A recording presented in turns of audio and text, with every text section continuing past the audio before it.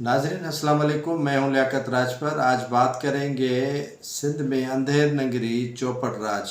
3 सूबों में आप न जाली डोमिसाइल बना सकते हैं और नई नौकरी जालसाजी के ज़रिए ले सकते हैं। लेकिन सिंध वाहिद सूबा है जहां डोमिसाइल भी आसानी बन सकता है, शिनाख्ती कार्ड आसानी बन सकता है और जाली तरीके से नौकरी भी आसानी से मिल सकती है। हाँ, जिक्र करते हैं 32 साल पहले ASI बनने वाला जालसाजी के ज़रिए एजाज तरीन की, जो तरक्की पाते पाते पाते वो ASP बन गए।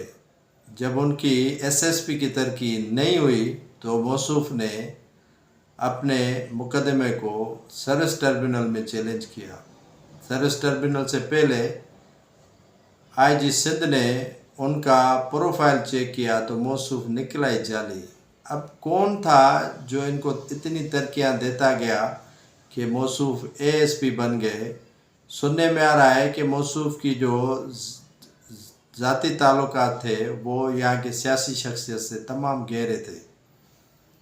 IG सिंध ने जालसाजी के इल्ज़ाम में नौकरी से बर्खास्त करने के बाद मौसूफ सर्विस ट्रिब्यूनल में पहुँचा। वहाँ पर भी उन्हें रुसवाई का सामना करना पड़ा। सर्विस ट्रिब्यूनल ने IG सिंध को हुक्म दिया कि इनकी जितनी भी मरातें हैं वो वापस ली जाएं और जितनी भी 32 साल में इन्होंने तनख्वाहें हासिल की हैं वो भी वापस की जाए।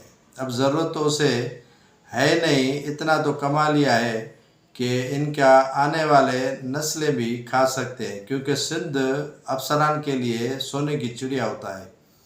ये ASI जो एजाज तरीन जाली तकर्रुर के नामे के ज़रिए बने और वो तरक्की पाते हुए ASP के ओहदे तक जा पहुँचे, जिसके दौरान वो अंदरूनी सिंध के मुख्तलिफ़ इलाकों में SHO रहे, DSP रहे और ASP भी रहे। जिसके बाद जब उन्हें SSP की ओहदे पर आगे तरक्की नहीं दी गई तो मौसूफ का भांडा भी उसी दौरान फूट गया कि वो जाली तकर्रुर नामे पर मुकर्रर किए गए थे। अब देखते हैं कि सिंध पुलिस समेत सिंध के दीगर महकमों में जाली तकर्रुर नामे पर भर्ती किए गए अफसरान और दीगर मुलाजमीन के खिलाफ हुकूमत कब इन एक्शन होती है।